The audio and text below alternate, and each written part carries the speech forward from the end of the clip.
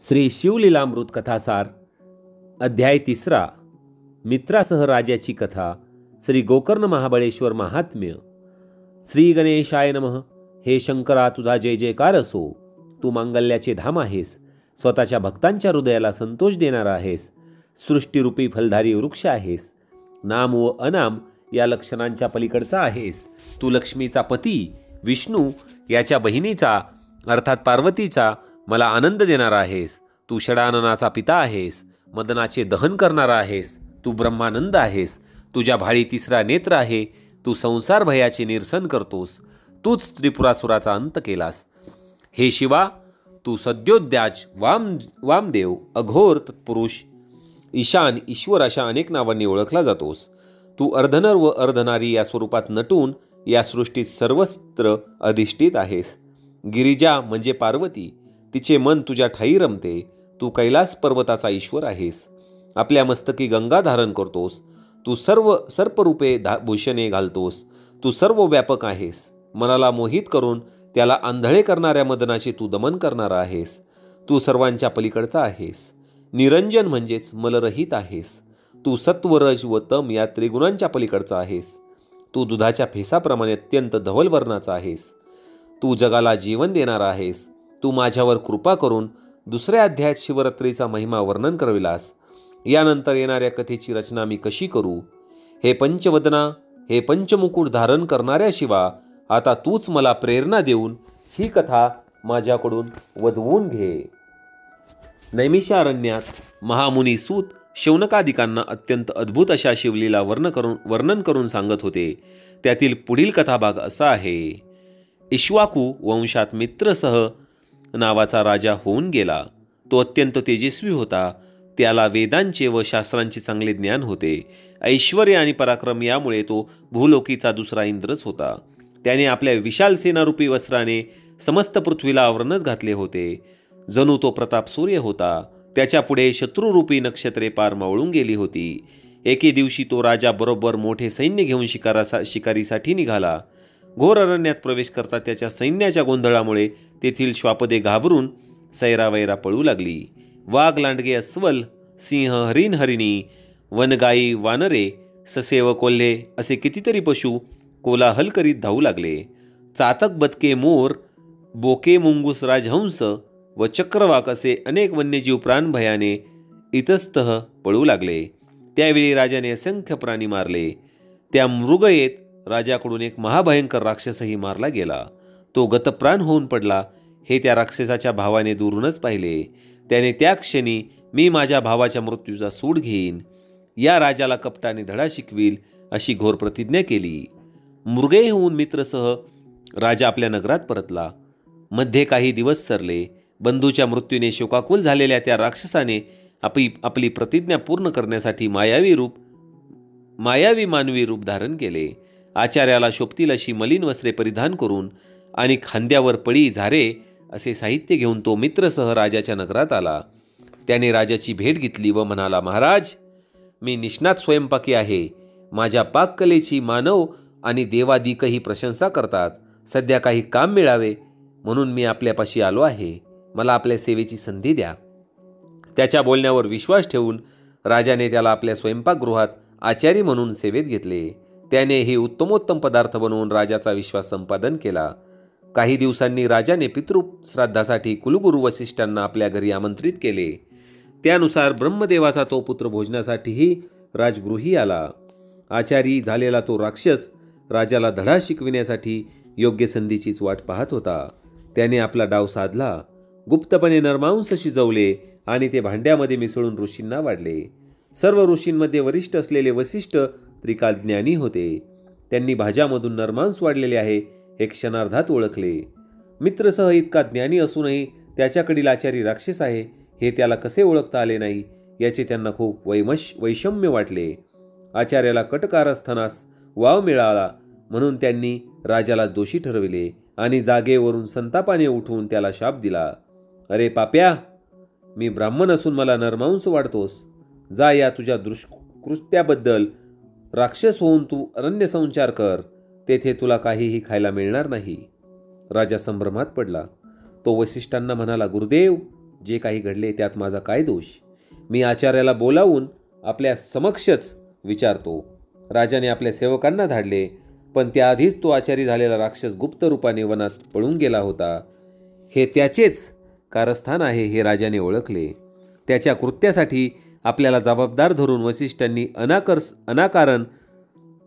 अकारण संतापाने आपल्याला शाप दिला, म्हणून तोही रागावला. त्यांना उलट शाप देण्यासाठी त्यानेही हातात जल घेतले. ते पाहून राजाची पट्टराणी दमयंती पुढे आली. ती पुण्यवान पतिव्रता, सुंदर व चतुर ज्ञानी होती. तिने राजाला अडविले. म्हणाली, नाथ, हे तुम्ही काय करताय? गुरुला शाप देण्याच्या शिष्याला मुळीच अधिकार नाही, हे कसे विसरता? तुम्ही त्यांना शाप दिलात तर तुम्हाला एक कल्पपर्यंत नरक यातना भोगाव्या लागतील. राजा थांबला. तो राणीला म्हणाला, तू खरोखरच चतुर आहेस. माझी अधोगती टाळलीस. आता माझ्या हातात असलेल्या या जलाचे काय करू? ते भूमीवर टाकले तर ती दग्ध होईल, मग धान्य उगवणार नाही. मग राजाने ते जल आपल्या पावलांवर टाकले. त्याच्या प्रभावाने त्याचे दोन्ही पाय काळे पडले, त्यावर कोड उठले. तेव्हापासून मित्रसह राजाला कल्माशपाद हे नाव पडले. वसिष्ठांनीही आधीचा सर्व वृत्तांत जाणून दयाबुद्धीने राजाला उशाप दिला.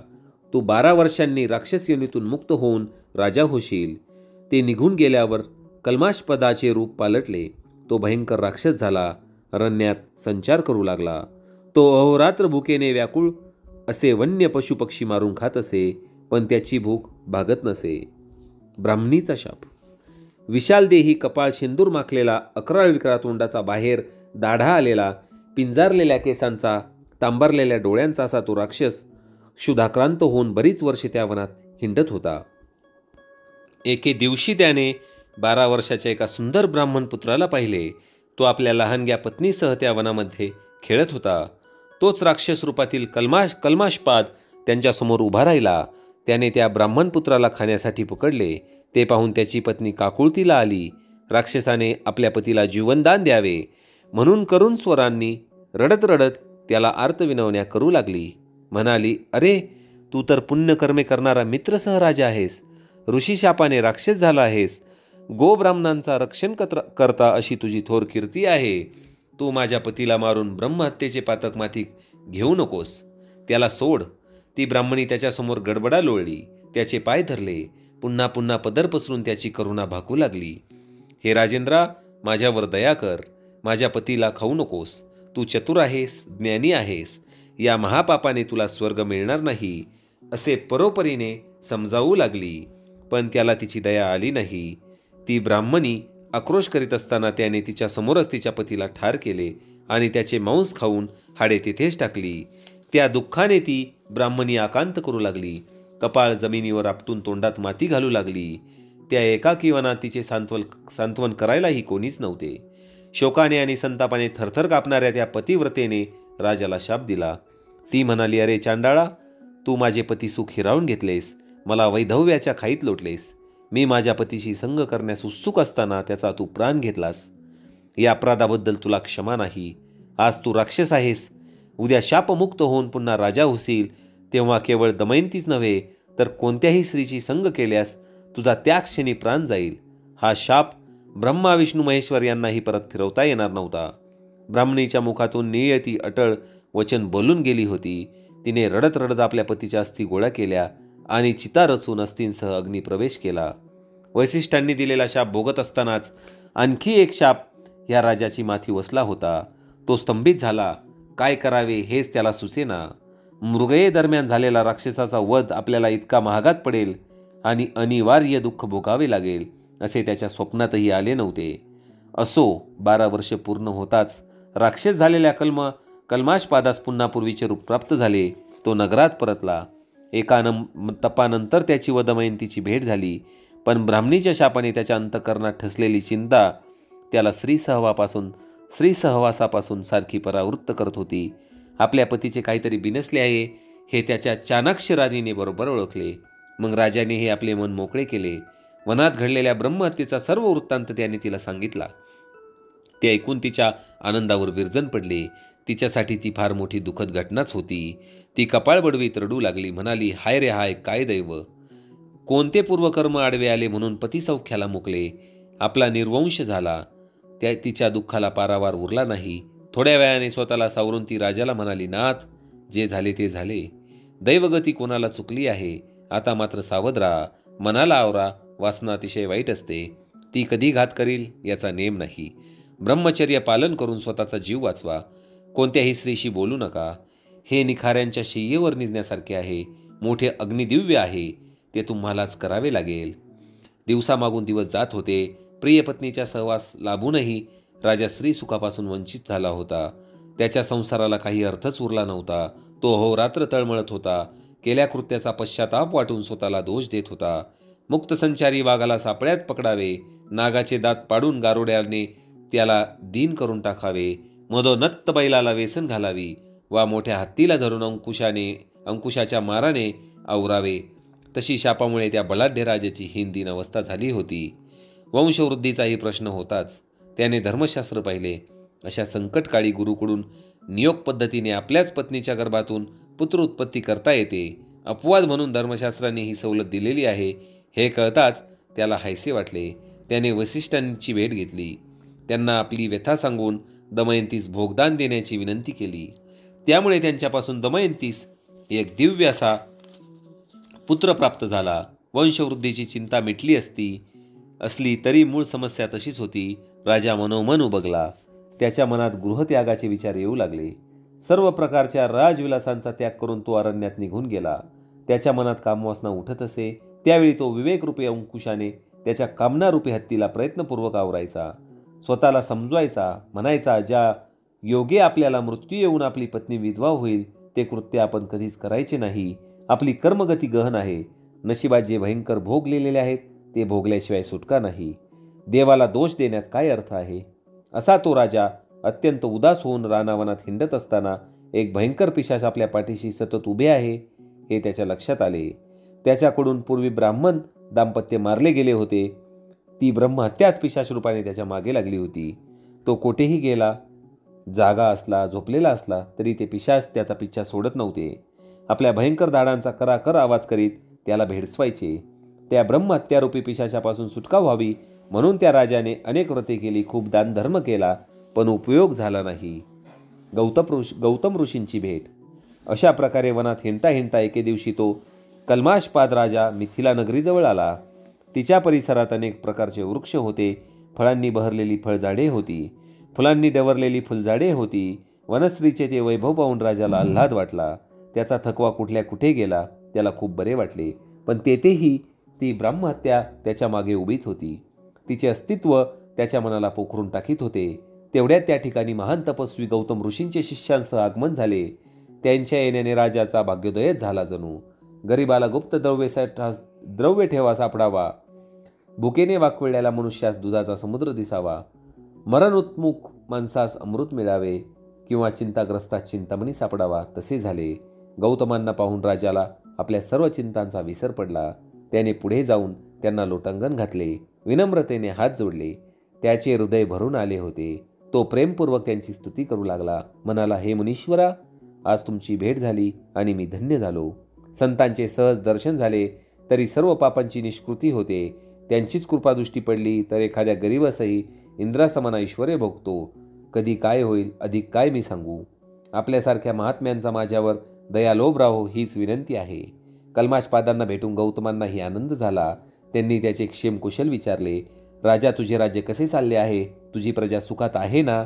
तुझे प्रधान व मंत्री आपापली कर्तव्ये नीट पाडत आहेत ना. ब्राह्मण, क्षत्रिय, वैश्य, शूद्र असे चारही वर्णांचे लोक स्वधर्माने वागत आहेत ना. सर्व सुखरूप आहे ना. राजा म्हणाला, मुनिराज, आपल्या कृपेने सर्व कुशल मंगल आहे. आपण फार दुरून आलेले दिसता. तुमची आनंदमय मूर्ती पाहिली आणि मनाला एक नवीन उभारी आली. तुमच्या दर्शनाने माझे ब्रह्महत्येचे पातक दूर होईल असा मला विश्वास वाटतो. ते ऐकून गौतम ऋषींना मोठे नवल वाटले. त्यांनी राजाचे सांत्वन केले. तेव्हा राजाने आपले दुस्तर पूर्वकर्म त्यांना कथन केले. श्री क्षेत्र गोकर्ण महात्म्य. गौतम म्हणाले, हे राजा, मी गोकर्ण क्षेत्रातून येथे आलो आहे. ते शिवस्थान अत्यंत पवित्र असून त्याचे अपार महात्म्य कोणालाही वर्णन करता येत नाही. हे क्षेत्र म्हणजे पृथ्वीवरील दुसरे कैलासच. तेथे भगवान शंकर ओंकार रूपाने भवानीसह विराजमान आहेत. त्या अर्धमात्रा रूप पीठाची नित्य सेवा देव, दानव व किन्नर भक्तिभावाने करतात. तेथील शिवदर्शन ब्रह्मादिकांनाही दुर्लभ आहे. श्री विष्णू लक्ष्मीसह तेथे तपश्चर्या करतो. भक्तवत्सल असा तो सांब सदाशिव पार्वतीसह तेथे उभा आहे. त्याबद्दल अधिक काय सांगावे. तो मूर्तिमंत कैवल्य आहे. कोटी सूर्यांच्या एकत्रित प्रभेसारखा महातेजस्वी आहे. तेथील शोभा काय वर्णन करावी. इंद्र व ब्रह्मदेवाचे सनकादिक पुत्र अहोरात्र तेथेच वास करतात. देव, वृक्ष आणि पाषाण यांची रूपे घेऊन तेथे राहतात. परमज्ञानी व्यास महर्षी तेथे अनुष्ठान करतात. वसिष्ठ, भृशु व परशुराम यांनाही तेथेच राहायला आवडते. तेथे शिवदर्शनासाठी नेहमीच गर्दी असते. नारद व तुंबरू तेथे शिवलीलांचे गायन करतात. तेथे उभे असलेले देवांचे समुदाय शिव शिव हर हर शिवशंकर अशा प्रकारे अत्यंत आनंदाने शिवनामांचा खंड गजर करतात. ऋषी वेदघोष करतात. अष्टनायिका नृत्य करतात. तर गंधर्व आपल्या श्रुसाव्य गायनाने त्या शंकराला तोषवितात. गोकर्ण हे एक अतिशय उत्तम, तेजोमय व गूढरम्य असे स्थान आहे. त्याचा परिसर नानाविध वृक्षवल्लींनी रमणीय असा आहे. तेथील शिवालयात शुभ्र लखलखीत असे सिंहासन आहे. त्याची चारी महाद्वारे रत्नखचित आहेत. पूर्वद्वारावर ऐरावतावर आरूढ असा इंद्र आहे. यमदक्षिणद्वाराचे रक्षण करतो. पश्चिमद्वारी वरुण तर उत्तरेच्या द्वारावर शंकराचा परम मित्र कुबेर रक्षणार्थ उभा आहे. कर्पूर गौर व भवानी यांचे हे निवासस्थान म्हणजे संतांचे व साधकांचे माहेरघर आहे. त्या मूर्तीचे ध्यान करावे. त्याच्या भोवती असलेल्या महासिद्धींचे पूजन करावे. त्याच्या भोवती असलेली आवरण देवता कात्यायनी व अष्टभैरव यांची पूजा करावी. तेथे 12 आदित्य, 11 रुद्र, अष्टवसू व अष्टदिक्पाल हात जोडून अहर्निश उभे राहतात. अष्टसिद्धी व नवनिधी तेथेच राहून विनम्र भावाने शंकराची आराधना करतात. हे राजा, मीही नेहमी तेथेच राहतो. इतर क्षेत्री लाखो वर्ष केलेली तपश्चर्या श्री गोकर्ण क्षेत्रात केलेल्या एका दिवसाच्या तपा एवढी असते. जेथे जपतपादी कर्मे केल्याने तो सदाशिव लगेच प्रसन्न होतो. येथे सोमवार, अमावस्या, संक्रांत, प्रदोष व पर्वकाळ या वेळात समुद्र स्नान केल्याने सर्व तीर्थस्नानांचे पुण्यफल प्राप्त होते. पूर्वी रावण, कुंभकर्ण व बिभीषण यांनी तेथेच शिवानुष्ठान केले होते. मोक्षप्राप्ती करून देणारे असे हे निर्वाण लिंग रावणाने कैलासावरून येथे आणले. त्याची गणपतीने येथे स्थापना केली. सूत मुनी शौनकादिकांना मित्रसह राजाची कथा सांगत होते. त्यात ओघाने गोकर्णे महात्म्य सांगितले. ते ऐकून उपस्थित श्रोत्यांची जिज्ञासा वाढली. ते सुतांना म्हणाले, महाराज, शिवलिंग स्थापनेची ती कथा ऐकण्यास आम्ही अगदी आतुर झालो आहोत. त्याविषयी सविस्तर सांगा. मित्रसह राजाची कथा त्यानंतर सांगा. श्रोत्यांच्या आग्रहावरून सुतांनी जो कथाभाग सांगितला तो पुढील प्रमाणे. महाबळेश्वरची कथा. केकई ही रावणाची आई. ती शिवभक्त होती. नित्य शिवाराधना करायची. शिवलिंगाची पूजा झाल्याशिवाय पाणीही ग्रहण करायची नाही. रावणाचे कल्याण व्हावे, त्याला सर्वत्र विजय मिळावा म्हणून ती पंचधान्याच्या पिठाचे शिवलिंग तयार करून त्याची पूजा करायची. तिच्या उपासनेने रावण बलाढ्य झाला. तर तो कोणालाही ऐकणार नाही. स्वर्गावर स्वारी करून आपल्यालाही पदच्युत करील अशा प्रकारे विचार करून इंद्राने ते शिवलिंग कपटाने समुद्रात बुडविले. त्यामुळे काही निराश झाली. तिने अन्नोदक वर्ज केले. रावण मातृभक्त होता. त्याने तिची समजूत काढली. म्हणाला, आई, तू चिंता करू नकोस. मी कैलासावर जाऊन शंकराकडून त्याचे आत्मलिंगच मागून आणतो. तू त्याची पूजा कर.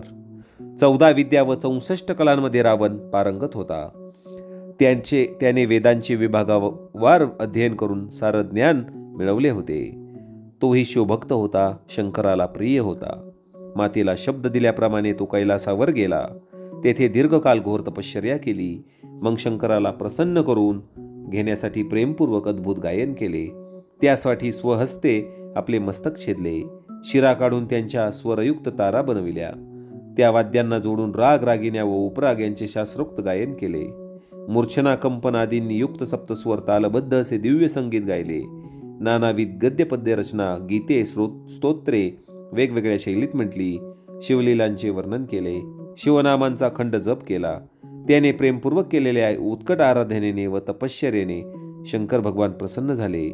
रावणासन्मुख प्रगट उभा होऊन ते म्हणाले, दशानना, मी तुझी सेवाभक्ती पाहून अत्यंत संतुष्ट झालो आहे. तरी इच्छित वर मागून घे. रावण म्हणाला, भगवान, मला आपले आत्मस्वरूप लिंग द्यावे. तसेच त्रिभुवनात अत्यंत सुंदर अशी स्त्री द्यावी. तेव्हा त्या भोळ्या शंकराने निज भक्ताचे मनोरथ पुरविण्यासाठी आपल्या हृदयातून अत्यंत दैदिप्यमान असे आत्मलिंग काढून रावणाच्या हाती दिले. त्यांच्या औदार्याची ही परिसीमाच होती. त्या दिव्य आत्मलिंगाबद्दल काय सांगावे. ते लिंग म्हणजे ब्रह्मानंद रूपी रसाचे ओतीव साकार रूप. ब्रह्मादिकांनाही अतर्क्य व अप्राय, मुनिजनांचे ध्येय, सनकादिकांचे पूज्य दैवत. वेदशास्त्रे व पुराणे त्याचे महात्म्य आवडीने सांगतात. ते लिंग म्हणजे त्रिगुणातील परब्रह्म, अज अजित अनाम सच्चित आनंदाचे निधान, योग्यांचे विश्रांती स्थान, परमशांतीरूप निर्वाण धाम, साक्षात मोक्ष. ज्याने इच्छा मात्रे चित्रविचित्र अशी अनंत ब्रह्मांडे रचली, ज्याच्याविषयी बोलताना वेद व शास्त्रे वादविवाद करून मौनावली, त्याचे हे निजरूप सहरूप सहस्रावधी बाल रवींप्रमाणे अत्यंत तेजस्वी प्रभा असलेले असे हे पुरातन दिव्यलिंग रावणाने आदरपूर्वक आपल्या हाती घेतले. त्यानंतर शिवापुढे नतमस्तक होऊन तो म्हणाला, हे त्रिलोचना, तू त्रिदोषांचे शमन करणार आहेस, सर्वोत्तम आहेस, सच्चित आनंद स्वरूप आहेस, नाम आणि नामरहित यांच्या पलीकडचा आहेस. तू माझी पहिली इच्छा पुरवलीस. आता मला त्रिभुवनात अत्यंत सुंदर लावण्य सागरातील अनुपम रत्न व अर्पणेचीच दुसरी प्रतिमाशी स्त्री दे. त्यावर शंकर म्हणाला, वत्सा, अर्पणेसारखी दुसरी सुंदर स्त्री निर्माण करणे ब्रह्मदेवालाही शक्य नाही, म्हणून तू हिलाच घेऊन जा. रावणाला तेच हवे होते. अर्पणा मिळाल्याने त्याला खूप आनंद वाटला. त्याने पार्वतीला आपल्या खांद्यावर घेतले आणि एका हाती शंकराचे दिव्य आत्मलिंग घेऊन दक्षिणेकडे निघाला. शंभू महादेवांची लीला अतर्क्य आहे हे पार्वतीला चांगलेच ठाऊक होते. त्याने तिला रावणा समवेत पाठविले असले तरी लिंगरूपाने तो तिच्याबरोबरच होता. या घटनेतून पुढे काहीतरी चांगलेच घडणार याची जाणीव असल्यामुळे पार्वती देवी रावणाबरोबर निघाली होती. हे दृश्य पाहून देवांमध्ये मोठी खळबळ माजली.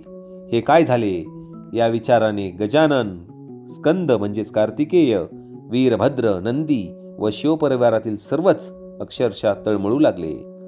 ते अगतिक होऊन शंकराला म्हणाले, सदाशिवा, हे हो कसले औदार्य, निज भक्ताला भवानीच देऊन टाकलीत. त्यांची चिंतामग्न अवस्था पाहून शंकर हसू लागले व म्हणाले, अरे काळजी कसली करता, तो वैकुंठनाथ भवानीचा भाऊ आहे. तिचा कैवार घेऊन तो आता धावत येईल पहा. त्यावर गजानन षडानन काय बोलणार, ते बिचारे गप्पच राहिले. इकडे रावणाबरोबर जाताना भवानी मनोमन विष्णूचा धावा करीत होती. हे विष्णू, हे कमलजत, लवकर धाव. हे लक्ष्मीपते, हे कमलानयना, हे वेदशास्त्रांना वंदनीय असणाऱ्या नारायणा, हे सुहास्यवदना, सत्वर धावते, मला सोडव. तू मधु, कैटभ, नरकासूर, मूर आदित्य दैत्यांचा वध केला आहेस. भक्तांच्या रक्षणासाठी 10 अवतार घेतलेस. हे पितांबरधारी जनार्दना, तू जगद्गुरू आहेस. मदनाचा अंत करणाऱ्या माझ्या पतीला अर्थात शंकराच्या मनाला आनंद देणारा आहेस. तू दुष्ट असुरांचा नाश करणार आहेस. अत्यंत उदार आहेस. माझी अर्थता जाणून अविलंब धावते. आता तूच सहाय्य करता आहेस. पार्वतीचा हाक ऐकून विष्णू वेगाने धावला. ब्राह्मणाचे रूप घेऊन रावणाच्या मार्गात उभा राहिला आणि म्हणाला, दशानना, तू धन्य आहेस. ही ललना तुला कुठे मिळाली? रावण म्हणाला, विप्रवर्य, ही साक्षात पार्वती आहे. स्वतः शंकराने मला दिली आहे. ब्राह्मण म्हणाला, काय पार्वती, तुझी फसगत झाली नाही ना? ती तर अप्रतिम लावण्यवती आहे आणि ही किती कुरूप आहे पाहिलेस? रावण संभ्रमात पडला. त्याने पार्वतीकडे पाहिले. तिचे स्वरूप पाहून त्याला मोठा धक्का बसला.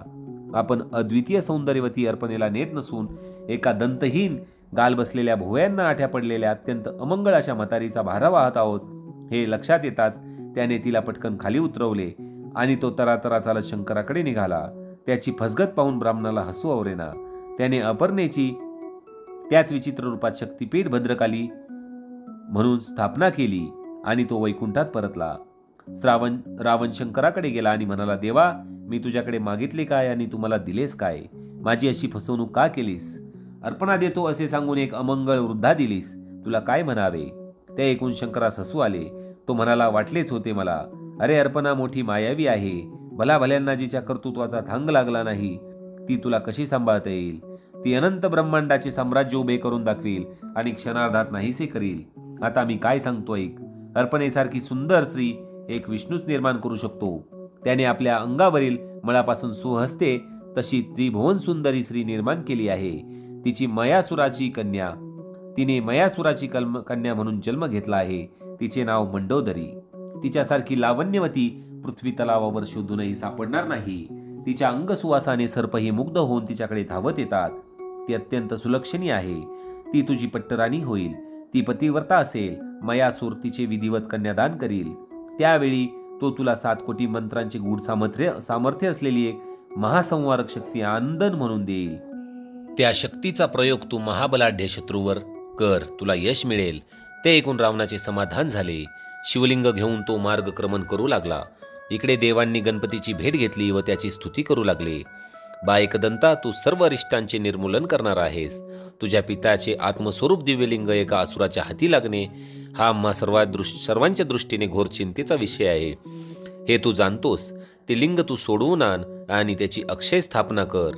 देवांची विनंती मान्य करून गणपती त्वरेने कामगिरीवर निघाला. तो गुराख्याचे रूप घेऊन रावणाच्या मार्गात गायी राखू लागला. त्याच वेळी ईश्वरी मायेने रावणाला लघुशंकेला जाण्याची निकड उत्पन्न झाली. मूत्र तुंबळल्यामुळे त्याच्या पोटाला तडस लागली होती. तो एक एक पाऊल मोठ्या कष्टाने पुढे टाकत होता. स्वतःचे आत्मलिंग देताना शंकराने त्याला हे लिंग तू जमिनीवर अजिबात ठेवू नकोस असे आधीच बजावून ठेवले होते. रावणाला काय करावे तेच सुचेना. लिंग खाली ठेवावे तर तेही अनुचित. त्याने आजूबाजूला कोणी दिसते का ते पाहिले. जवळच सिद्धिबुद्धीचा दाता गजानन विप्रवेशाने गुरे राखत होता. त्याला पाहून रावणाला हायसे वाटले. त्याने त्याला हाक मारून जवळ बोलवले व म्हणाला, मला लघुशंकेला जायचे आहे. मी जाऊन येईपर्यंत हे पवित्र शिवलिंग तू थोडा वेळ हातात धर. त्यावर तो ब्राह्मण गुराखी म्हणाला, माझ्या गायी रानावनात पळतात. त्यांच्यावर सारखे लक्ष ठेवावे लागते. तुम्हाला लघुशंकेला किती वेळ लागेल कुणास ठाऊक. रावणाला कधी एकदा आडोशाला जातो असे झाले होते. तो म्हणाला, मी आत्ता जाऊन लगेच आलो. लघुशंकेला किती वेळ लागल. त्यावेळी तो मुलगा म्हणाला की ते मला काही माहीत नाही. तुम्हाला वेळ लागला तर मी 3 हाक मारील. ते ऐकूनही तुम्ही आला नाहीत तर मात्र मी लिंग जमिनीवर ठेवल. ते मान्य करून रावणाने ते आत्मलिंग त्या मुलाकडे दिले आणि दूर जाऊन आडोशाच्या जागी लघुशंकेला बसला. गणपतीचे चरित्र अत्यंत अगाध आहे. शंकराची उपासना व सेवा करता यावी म्हणून साक्षात विष्णूच गणेश रूपाने शंभूचा पुत्र झाला होता. असो, रावण लघुशंकेत जाताच त्याने अशी अद्भुत माया रचली की रावणाची लघुशंका संपता संपेना. आत्ता येतो असे सांगून गेलेला रावण बराच वेळ झाला तरी परतून येईना. घटकाभर थांबून गणेश त्याला म्हणाला, अहो झाले की नाही. माझ्या गायी दूर गेल्या आहेत. रावणाने त्याला हात हलवून थांबण्यास सांगितले. घटकाभराने त्यांनी पुन्हा हाक मारली पण रावण काही येईना. तिसरी घटका सरत आली. पंडितांशी वाद घालताना पाखंडी जसे ऐकत नाहीत तसे रावणाचे मूत्र विसर्जन संपेना. शेवटी आणखी एक हाक मारून गणपती म्हणाला, बाबा रे, तुझी वाट पाहून मी कंटाळलो. आणखी उशीर झाला तर माझ्या गायी भरकटतील. आता हे शिवलिंग तुझे तूच सांभाळ, मी चाललो. ते ऐकून रावणाने त्याला परावृत्त करण्याचा खूप प्रयत्न केला पण त्याने काहीच ऐकले नाही. आत्मलिंग खाली जमिनीवर ठेवले. भूमीचा स्पर्श होताच ते त्याच्याशी एकजीव झाले. अगदी दृढ बसले. ब्रह्मादिकही त्याला हलवू शकत नव्हते. तेथे रावणाची काय कथा. रावण तसाच उठला. रागारागाने पाय आपटीत धावला. त्याच अपवित्र स्थितीला लिंगाला उपटण्याचा प्रयत्न करू लागला. त्यामुळे पृथ्वी हादरू लागली. सर्व खटपट वाया गेली. अनंत देह कष्ट सोसून प्रयत्नपूर्वक मिळवलेले ते आत्मलिंग असे डोळ्यां देखत गमवावे लागले याचे त्याला दुःख झाले. तो क्रोधाने बेभान झाला. त्या गुराखी ब्राह्मण मुलाला पकडून जबरदस्त शिक्षा करावी म्हणून मोठमोठ्याने आवेशाने तो त्याचा पाठलाग करू लागला. ते पाहून गायीच्या मागे धावणारा गजानन अचानक अदृश्य झाला. गायीही गुप्त होऊन गेल्या. रावणाने धावत जाऊन एका गायीचा कान पकडला व तिला वर ओढण्याचा प्रयत्न करू लागला पण काही उपयोग झाला नाही. शेवटी शिवलिंगाची तेथेच रावणाने पूजा केली. ते लिंग महाबल या नावाने प्रख्यात झाले. लोक त्या शिवपीठाला गोकर्ण महाबळेश्वर म्हणून ओळखू लागले. रावण निराशेने लंकेस परतला. त्याने आपल्या मातेला सर्व वृत्तांत सांगितला. लिंग आणता आले नाही तरी त्याने केलेले प्रयत्न प्रामाणिक होते म्हणून तिने त्याचे कौतुकच केले. तेव्हापासून केकसी नित्यनेमाने तेथे जाऊन शिवपूजन करू लागली. रावण, कुंभकर्ण व बिभीषण तेथेच अनुष्ठान करीत असत. त्या पुण्यप्रभावानेच रावणाने देवांवर विजय मिळविला. शिवाच्या वरदानामुळे मयासुराने आपल्या कन्येचा मंदोदरीचा विवाह रावणाशी लावून दिला. महाप्रबळ शत्रूलाही परास्त करू शकेल अशी अमोघ शक्ती आंदन म्हणून दिली. रावणाचा वंश खूप वाढला. त्याला अनेक पुत्र व नातू होते. इंद्रजितासारखा पराक्रमी पुत्र, 18 अक्ष होणी इतका सैन्यभार, अपरंपार संपत्ती, सर्व प्रकारचे ऐश्वर्य या सर्व गोष्टी रावणाला श्री क्षेत्र गोकर्ण महाबळेश्वर येथे शिवानुष्ठान केल्यामुळेच प्राप्त झाल्या होत्या. गौतम ऋषी मित्रसह राजाला म्हणाले, हे नृपोत्तमा, असे आहे गोकर्ण क्षेत्राचे महात्म्य. ते ब्रह्मादिकांनाही वर्णन करता येत नाही. तेथे शिवाचे आदी लिंग गणेशाच्या हस्ते स्थापन झालेले असल्याने देव आणि ऋषी त्याची भावभक्तीने पूजा करतात. आम्ही तेथूनच आलो आहोत. मिथिलेच्या राजाने यज्ञयागाचे आयोजन केलेले आहे. त्याच्या निमंत्रणावरून आम्ही येथे येत असताना मार्गामध्ये एक अद्भुत घटना घडली. ती मी तुला सांगतो, ऐक. चांडाळ स्त्रीचा उद्धार. येथे येत असताना आम्ही एका विशाल वटवृक्षाखाली विश्रांतीसाठी बसलो होतो. तिथे एक चांडाळ स्त्री पाहिली. तिचे रूप इतके अमंगळ होते की कुणालाही शिसारी यावी. जन्मापासून आंधळी, त्यात बहिरेपणा, कुष्ठरोग झालेला, त्यात तिच्या अंगाला जखमांवर किडे पडलेले, त्यामुळे त्यातून येणारी असह्य दुर्गंधी, हातापायांची बोटे गळून गेलेली, दात नाहीत, तहाने भुकेने व्याकुळ झालेली, वस्त्रहीन अशी ती चांडाळीन आपली पूर्वीची महापातके भोगीत धुळीत लोळत पडली होती. तिचे मरण जवळ आले होते. तेवढ्यात आम्हाला आकाशातून एक लखलखीत दिव्य विमान येताना दिसले. तिला नेण्यासाठी ते शंकरांनी पाठवले होते. त्यात 5 मुखे व 10 हात असलेले 4 शिवदूत बसले होते. त्यातील एक जण कोटी सूर्यांप्रमाणे अत्यंत तेजस्वी होता, दुसरा चंद्राप्रमाणे शीतल, तिसरा अग्नीसारखा दाहक व चौथ्याच्या भाळी चंद्रकोर विराजमान होती. त्या विमानातील वादक तंतवितंत घन सुस्वर अशी 4 प्रकारची वाद्ये वाजवत होती. शिवमहात्म्य किन्नर हे सुद्धा शिवमहात्म्य गात होते. ते पाहून आम्हाला नवल वाटले. आम्ही त्यांना विचारले, काय हो, हे दिव्य विमान घेऊन तुम्ही कोणाचा उद्धार करण्यासाठी आला आहात? शिवदूत म्हणाले, आम्ही आमचे स्वामी शंकर यांच्या आज्ञेने या चांडाळीला शिवलोकी नेण्यासाठी आलो आहोत. ते ऐकून आम्हाला आश्चर्याचा धक्का बसला. मी पुन्हा विचारले, ही चांडाळ स्त्री आपल्या पूर्वजन्मकृत पापांचे भयंकर फळ भोगत आहे. पाहिली तिची दुर्दशा. आपण तिला कोणत्या पुण्याने शिवलोकी नेत आहात ते कृपा करून सांगा. त्यावर शिवदूत म्हणाले, ऋषीवर्य, पूर्वजन्मी ही स्त्री केकय नावाच्या ब्राह्मणाची कन्या होती. तिचे नाव सुमित्रा. तिला आपल्या सौंदर्याचा खूप गर्व होता. ती कोणालाही जुमानत नसे. केकयाने तिचे लग्न लावून दिले, पण ती बालपणीच विधवा झाली. तारुण्यात पदार्पण केल्यावर ती स्वधर्म विसरली. शरीराची भूक भागविण्यासाठी वाममार्गाला लागली. परपुरुषांशी चोरून संबंध ठेवू लागली. पित्याने तिला समजविण्याचा खूप प्रयत्न केला, पण तिने त्याचे ऐकले नाही. त्याने तिला शिक्षाही केली, पण तिचे वर्तन सुधरेना. याचा व्हायचा तोच परिणाम झाला. जार कर्मामुळे ती गरोदर राहिली. ही गोष्ट षटकर्णी होताच सर्व लोक तिची निंदा करू लागले व सर्वांनी शेवटी बापाने तिला घराबाहेर काढले. डोक्यावर छप्पर नाही, माहेरचा आधार तुटलेला. आप्तस्वकीने केव्हाच तिच्यावर पाठ फिरवली होती. अशा प्रकारे उच्च कुळात जन्मलेली सुमित्रा पथभ्रष्ट होऊन निषिद्ध आचरण करू लागली. एके दिवशी तिचा पती आपल्या सर्व नोकरांना बरोबर घेऊन शेतावर गेला. त्यावेळी तिला भूक लागली म्हणून ती मद्याच्या धुंदीतच उठली. तिचे डोळे उघडत नव्हते, तोलही सावरत नव्हता. तिने हातात सुरा घेतला आणि बोकड समजून चुकून एका गोवत्स मारला. वासराचे किविलवाने ओरडणे, त्याच्या आईच्या आर्त हंबरणे हेही तिला ओळखता आले नाही. तिने त्याची मान कापली आणि त्याला घरात नेले. थोड्या वेळाने तिची नशा उतरली. त्यावेळेस तिच्या लक्षात आले की तिने आपण बोकडाऐवजी वासरू मारले आहे.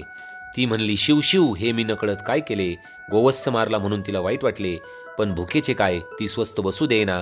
तिने अर्ध वासरू कापून शिजवले, त्यातले थोडे मांस खाल्ले, मग वासराचे कलेवर बाहेर टाकून दिले व आरडाओरडा करून काल रात्री आमचे वासरू वाघाने खाल्ले असा बोभाटा केला. कालांतराने सुमित्रा मरण पावली. तिने केलेली जी वाईट कर्मे होती, गोमांस भक्षणादी महापापे, यामुळे यमदूतांनी तिला निर्दयीपणी मारीत मारीत यमलोकी नेले आणि कुंभीपाक नावाच्या भयंकर नरकात टाकले. तेथील तलवारीसारखे टोकदार गवत उगवलेल्या रानात फिरविले. तेथील तापलेल्या भूमीवर लोळविले. तप्त खांबाला बांधले. तिला अशा प्रकारे अनंत यातना देऊन झाल्यावर यमाने चित्रगुप्ताला विचारले, हिच्या गाठीशी काही पुण्य आहे का? तेव्हा तिने सांगितले की ज्यावेळेस त्यावर तो म्हणाला की गायीचे वासरू मारल्यावर हिने शिव शिव असे म्हणून क्षणभर पश्चाताप केला. तिने शिवनाम घेतले, एवढेच तिचे पुण्य आहे. मग तिने एकदाच घेतलेल्या त्या शिवनामाच्या पुण्याईने यमाने तिला अन्य योनीत न घालता मनुष्य योनीत चांडाळ स्त्रीच्या जन्माला घातले. मनुष्य जन्म मिळाला तरी ती गर्भात असल्यापासून आंधळी होती, कुलक्षणी होती. ती मलमूत्रात लोळायची. लोकांनी टाकलेले कुत्र्याने उष्टावलेले असे अन्न खायची. हातात काठी घेऊन गावोगावी भीक मागत ती हिंडू लागली. त्यातच तिला कुष्ठरोग झाला आणि उपासमारी व भयंकर व्याधी, यामुळे तिचा जीव तिला नकोसा झाला. एके दिवशी शिवरात्रीच्या पर्वकाळी शिवदर्शन घेण्यासाठी असंख्य यात्रकरू श्री क्षेत्र गोकर्णात जात होते. वाद्ये वाजत होती. शिवभक्त शिवनामाचा गजर करत होते. त्यावेळी ही सुद्धा हळूहळू गाऊ लागली. तेथे गेल्यावर भद्रकालीच्या देवळाजवळ बसली आणि हात पसरून लोकांकडे भीक मागू लागली. मी पापिनी आहे, माझ्यावर दया करा, मला भूक लागली आहे, मला खायला द्या. तिच्या हाक ऐकून लोकांना तिची दया येत होती, पण तिला झालेला कुष्ठरोग व तिच्याजवळ तिला येणारी असह्य दुर्गंधी यामुळे कोणीही तिच्यापाशी फिरकले नाही. प्रदक्षिणा करणाऱ्या एका भक्ताने मात्र तिच्या हातावर बेलाचे पान ठेवले. ती खाद्यवस्तू नाही म्हणून ती चरफडली. ते पान रागाने भिरकावून दिले. ते वाऱ्याने उडून एका शिवलिंगावर पडले. अशा प्रकारे शिवरात्रीच्या पर्वकाळी यात्रा, उपोषण, बिल्वपद्दलाचे पूजन, शिवभक्तांचा सहवास व जागरण घडले. लोक शिवनाम घेत असताना ही सुद्धा त्यांच्यासारखे नामस्मरण करत होती. ती आता या वडाखाली येऊन पडली आहे. या नकळत घडलेल्या पुण्यकर्मामुळे तिची पूर्वजन्मीची सर्व पापे नष्ट झाली आहेत, म्हणून आम्ही तिला नेण्यासाठी आलो आहोत. गौतम ऋषी मित्रसह राजाला त्या चांडाश्रीचा वृत्तांत सांगत होते.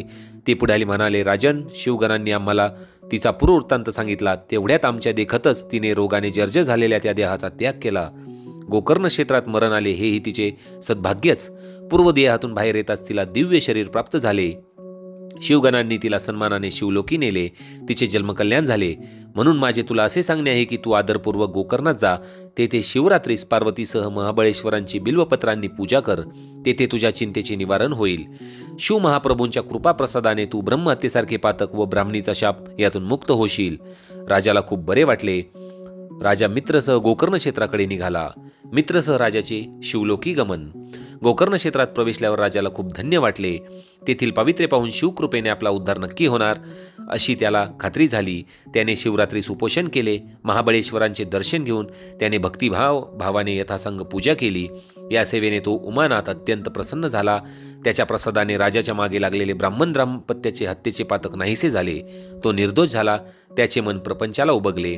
आपल्याला शिवचरणी आश्रय मिळावा ही इच्छा त्याची दृढ झाली. त्याचे मनोगत जाणून भगवान शंकरांनी त्याला नेण्यासाठी दिव्य विमान पाठविले. त्यात परम तेजस्वी आणि विजांच्या एकत्रित दीप्तीसमान दिव्य विग्रहतकांनी असलेले शिवगण बसले होते.